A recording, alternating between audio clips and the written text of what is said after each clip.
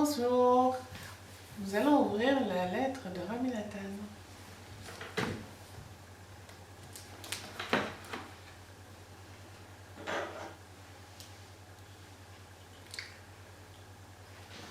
À cette heure-ci, qui est Chatzot Hayom, je suis arrivée à Ouman en bonne santé et Béchalom. Merci à Dieu. Et je n'ai pas retrouvé Rabbi Naftali dans sa maison parce que il était parti pour ses affaires. Et quand je suis rentrée dans sa maison, j'ai trouvé sur la table une lettre qui m'a donné beaucoup de nachat, de sérénité. Et en ce moment, la poste a des problèmes. Et je ne peux pas m'étendre aussi. Et je vais essayer de répondre à ta question. Merci à Dieu. J'ai l'impression que dans ma lettre que je t'ai écrit de Thierry avant que j'ai reçu ta lettre et le cri amer que tu as poussé dans cette lettre, eh bien dans ma lettre il y a de quoi se renforcer. Tu as de quoi te renforcer. Et bien que ce sont des paroles qui sont anciennes, mais et véritablement elles sont anciennes. Elles sont depuis avant la création du monde. Eh bien, chaque instant et chaque heure, elles se renouvellent avec un renouvellement extraordinaire pour celui qui veut vraiment recevoir ce renouvellement. Écoute mon fils, écoute bien, et tu vas comprendre.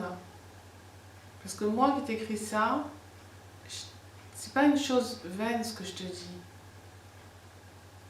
La Torah de Hazamra, et que je t'ai raconté plusieurs fois, que Rabbeinu il a dit qu'il fallait aller avec elle, c'est-à-dire il fallait en parler souvent. À fort même, à fort, cherche, vas-y. Étudie là cette Torah, étudie cet enseignement.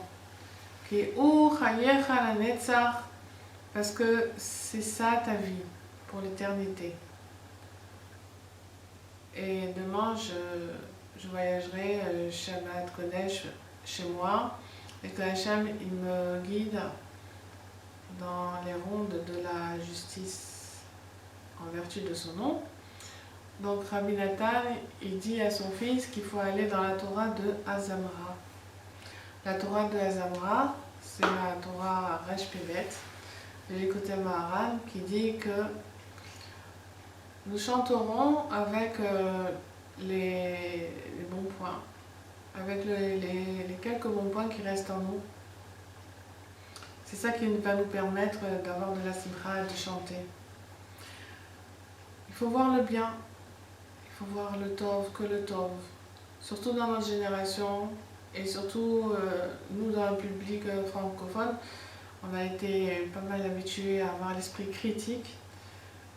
Genre l'intelligence c'est d'aller voir ce qui ne va pas, donc on a été pétri avec ça et c'est très difficile pour nous de sortir de cet état d'esprit qui est aussi influencé par le monde séfarade, parce qu'en général on vient pour la plupart du monde séfarade qui est assez critique. Donc il faut essayer de sortir de là, absolument, il faut, c'est pas essayer, mais il faut absolument sortir de là et voir les bons points. Comme il a dit Rabbi Nathan à son fils, à fort bas, cherche et trouve dans cette Torah, dans cet enseignement, de quoi te renforcer pour l'éternité. Ça veut dire que c'est avec ça qu'on va vivre. C'est ça qui va te mechayot tanu, c'est ça qui va nous donner la vitalité. C'est de voir le bien qu'il y a en nous. Parce que quand on voit le bien, alors on sort de la tristesse. Si une personne elle est dans la critique, elle voit que ce qui est négatif en elle, alors carrément elle n'a plus envie de se lever du lit, elle n'a plus rien envie de faire, ça lui donne aucune vitalité.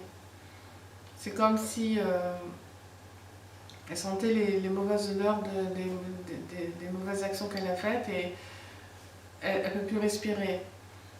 Donc ce qu'il faut faire, c'est enlever de la bonne odeur.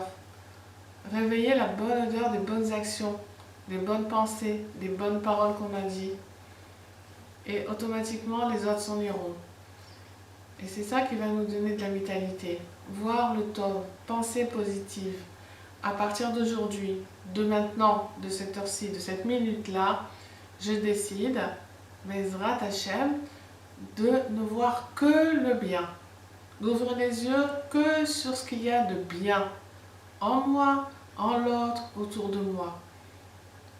C'est vrai que je suis manipulée par les actualités qui sont toujours négatives ou par la négativité des autres, mais qui m'oblige.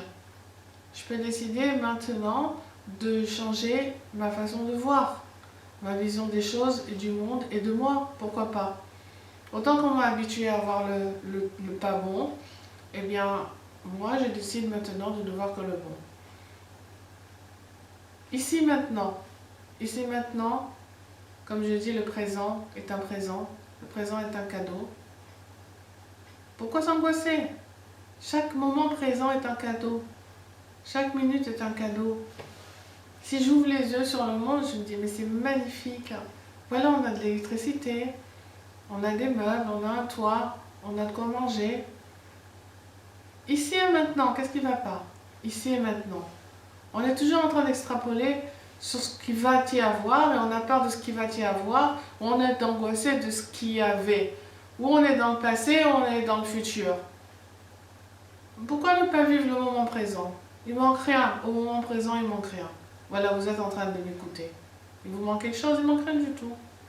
On est content, on parle de la Torah, on se renforce, tout va bien, c'est tout. Alors, si on vit le moment présent, tout ira bien. Et il faut voir que le temps. Il faut remercier Hachem qui nous a fait un monde magnifique, où il ne manque rien du tout, mais rien. Qu'est-ce qu'il est beau ce monde. Tous les jours, on note lechem le remplaçar qui l'olam grâce d'eau. À chaque instant, à chaque moment, il donne la nourriture à chacun des milliards de créatures dans le monde. À chaque instant, il lui donne sa nourriture, mais c'est incroyable. Mais c'est incroyable. Au doux Hachem qui top, qui l'olam grâce d'eau. Rien que de voir ça, ça nous suffit.